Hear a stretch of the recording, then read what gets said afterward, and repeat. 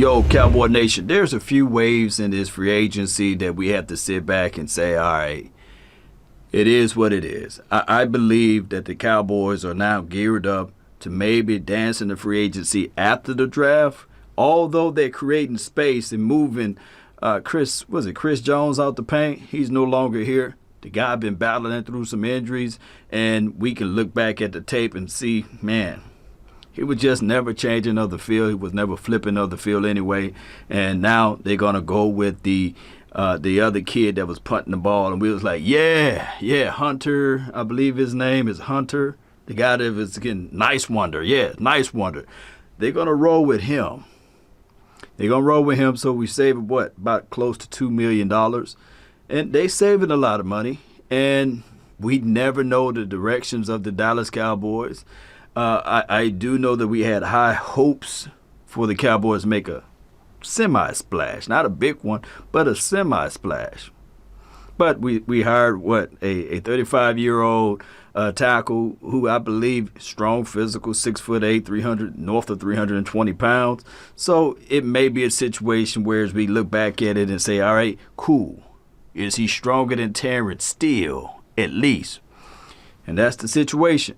So Cowboy Nation, all we can do is just sit back and see what the Jones is going to do. No one knows what's going on in their heads because all of these other moves have been made over here. We're seeing the craftiness on how the Arizona Cardinals got that Pro Bowl center, right? And the craftiness of what the Eagles trying to do. They trying to get into this Deshaun Watson sweepstakes, right? They're trying to figure out, okay, all right, this is an opportunity for them to get a nice quarterback. We know how the situations, what muddy is the waters over there, and the Texans with the allegations, the sexual allegations, and these sorts of things. And I'm not going to go into details because it's still allegations. And we do know that it only matters when it's with the Dallas Cowboys. Any other team, you can have allegations and all other nefarious things, and you will not get penalized for it, right? You will not have Roger Goodell doing months and months of investigations and these sorts. And the timing of it, too, with the Watson situation versus the Texans, it's crazy. It's flat out crazy, Cowboy Nation. So, and when I looked at everything, I said, man, on one end, I'm sitting here saying, hey, NFL, I want an eye for an eye, tooth for a tooth, right? How they did my dog Ezekiel Elliott, the path of the righteous man is beset on all sides by the iniquities of the selfish, right? And the tyranny of evil man, that brother, Ezekiel Elliott. But then on the other end, I'm looking at it like, man, look, NFL, y'all dropped the ball with that one, right? With the Ezekiel Elliott situation. That's a story of a different day. We know that the media, they're going to gloss over this and they're going to look and lean more towards the football player and say, hey, he did no wrong, right? He did no harm. But if it was a guy with silver and blue on, oh my goodness. Let me know. Y'all post down in the comment box what would have happened if Watson played for the Dallas Cowboys, or was that if that was Dak Prescott, you see. But not going to go into details. Back to the football scenario. Look, time is tick, tick, tick. Y'all know my philosophy. In the free agency, you're looking for two things that you're looking for. Veteran leaderships. You're looking for somebody that can come in and be that bridge guy. And, of course, you're looking for, I said two, but I'm adding another one in there, depth purposes, right?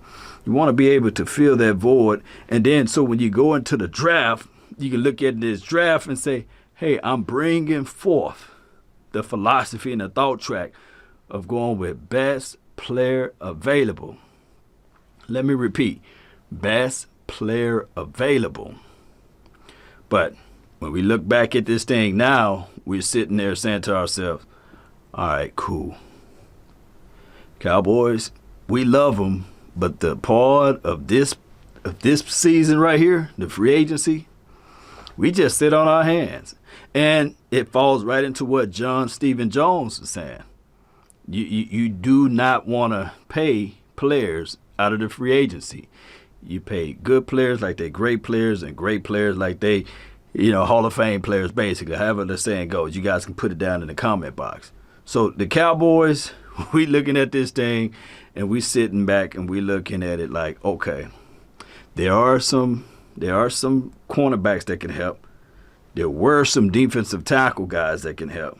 But anybody now heading into probably the next week or what have you, that number decrease as it relates to somebody that can make some strong moves. Now, here's our other chance before we kick off the 2021 season. The final wave of free agency. There's 2 more waves. And hear me out, Cowboy Nation. And this is how we do in the clearance rack, right?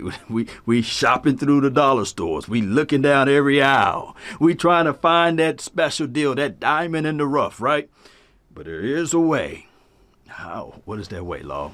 Well, after the draft, normally teams who really like a certain player, like they really like the player that they drafted, they tend to release some of their veterans. They say, well, this guy on our team now answered the needing or the calling for what we need, so therefore we no longer need this guy. So they release that person. And then the Cowboys can pick through the aisle and say, okay, hey, that sweater match. Oh, wow, those slacks over there. Hey, we can mix these 2 together. 2 different brands, but hey, we can work. That's our philosophy, the Dallas Cowboys way.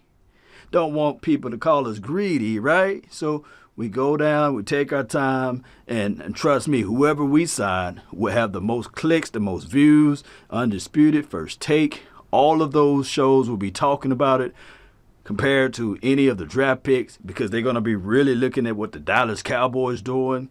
And then the final wave will be after the draft is all said and done and after the free agency is all said and done, basically.